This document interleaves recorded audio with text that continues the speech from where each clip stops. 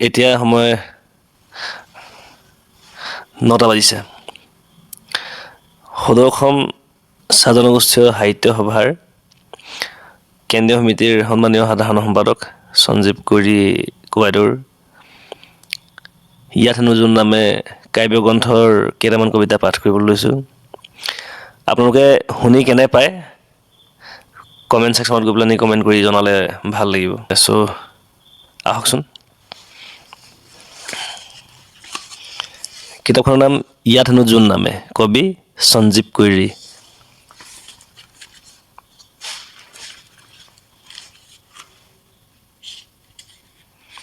প্ৰথম কবিতাটো শিৰোনাম ঘৰ এখন বিচাৰোঁতে।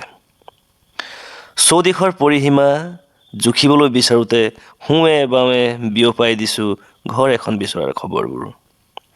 কিমান যে হাহাকাৰ কৰি ফুৰিছোঁ কাহানিও নিজৰ কৰিব নোৱাৰা এখন ঘৰৰ সন্ধানত।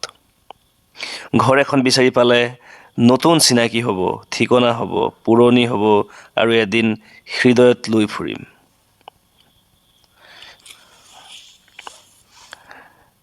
দ্বিতীয়টো কবিতা বিয়লি 3 বজাত। সময়ক যোগ বিয়োগ কৰিলোঁ, সমিধান পোৱা নোপোৱাক দুহাতৰ মাজত লৈ ফুৰিলোঁ। এনেকৈয়ে যোগ বিয়োগৰ ব্যস্ততা বাঢ়িল, বীজগণিতৰ ৰাশিৰ পৰা আৰম্ভ কৰি চতুৰ্ভুজৰ মাজত সোমাই পৰিলোঁ। শেষত মিলা নিমিলাৰ এটা উদাহৰণ বিয়লি 3 বজাক সন্ধিয়াৰ সমানুপাতত তুলনা কৰিলোঁ। সময়ৰ কোনো অংকই পাৰ হৈ যোৱা সময়ক আঁকোৱালি নাৰাখে, তথাপি তাৰ বুকুতেই লুকাই থাকে একোটা সমিধান। ধন্যবাদ।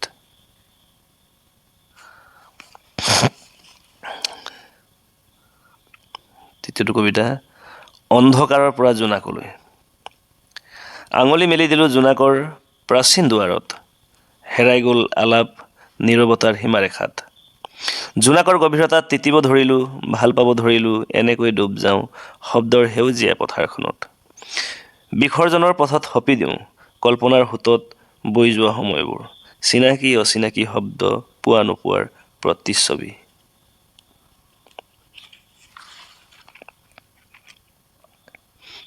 এই কবিতাটো পঢ়ি ভাল লাগিব। কবিতাৰ শিৰোনাম কুঁৱলী। ৰাতিটো সাৰ পালে কুঁৱলীৰ বুকুত শুৱাই থওঁ। ৰাতিটোৰ বুকুত কিনো আছে, আন্ধাৰ কৰিব পৰাকৈ ৰংবোৰ, গভীৰতালৈ নিব পৰাকৈ সপোনবোৰ, এয়াই নাই জানো ৰাতিটোত। মাজে সময়ে ৰাতিটোৰ বুকুত কল্পনাৰ সোঁত বৈ যায়। ৰাতিটোৱে শুই থাকে বুলিয়েই আলাপ নকৰাকৈ নাথাকে। ৰাতিটোক ভাল পাবলৈ বিচৰা মানুহে ৰাতিৰ মাজত বৈ থকা নৈক ভাল পাবলৈ শিকে। ৰাতিটো আহে আৰু যায়, এনেকৈ এদিন নামি আহে জোনাক। বাহ, মজা।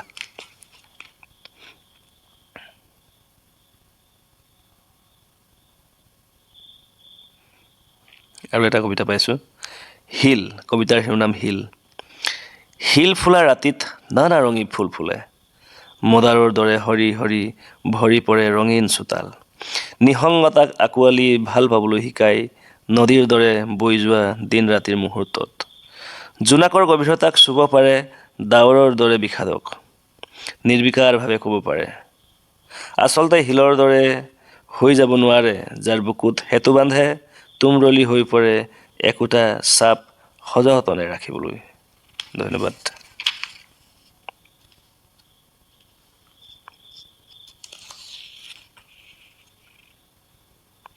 বন্ধুসকল, আৰু বেছি কবিতা নপঢ়োঁ, তথাপিও 2টা কবিতা পঢ়িম আৰু মই। এটা পাইছোঁ, কবিতাৰ শিৰোনাম পথাৰ।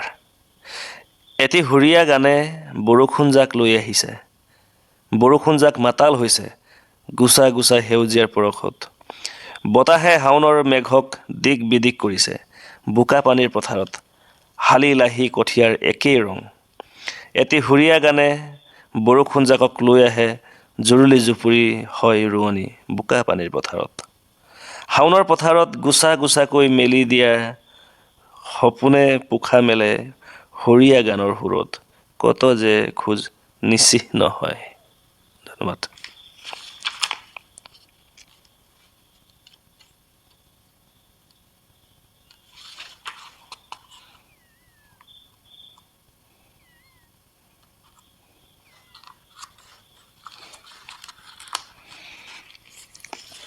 বন্ধুসকল আৰু এটা কবিতা পঢ়িম এই এটা কবিতা পঢ়িয়েই মই ভিডিঅ'টো শেষ কৰিম